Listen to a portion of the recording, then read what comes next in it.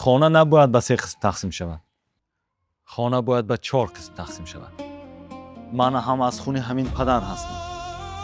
تو با کدام روی آمده اینجا حق طلب میکنی؟ شرم نمیداری؟ از چی شرم دارم؟ خانه پدرم است. اگر خودی حاضر برآمدن گم نشوی، جنازه تو از جنازه پدر پیشتر میشود. فهمیدی؟ سفسطه نخوان. چی خودت بیچاره نشان داده؟ میخوای صاحب خانه پدر شوی ها؟ حاضر برآمده دفن شوی، زده مایدت نمیبرورم. من میروم، اما گمان نکنید که این رفتن من نشانه شکست است.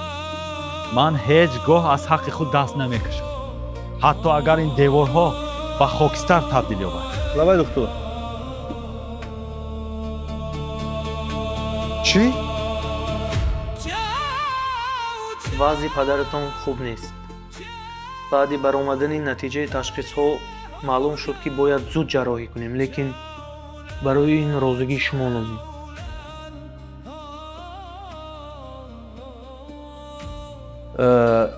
دکتر، شما کفالت داده میتوانید که پدر 100% شفا می‌یابد؟ ما هر چی که از دستمون بیاید میکنیم، لیکن شفا در دست پروردگار است. گفشان راست. باید مصلحت کنیم. مصلحت کنیم بخیر.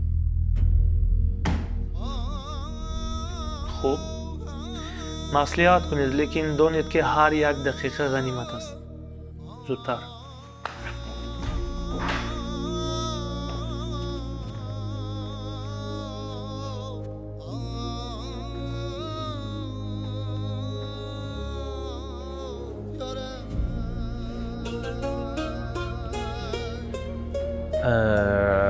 یک هوای تازه کشیده نمیبی؟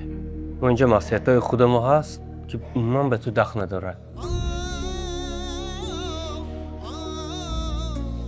جمشید، تو میخواهی یا نمیخواهی از خونی پدری ماست.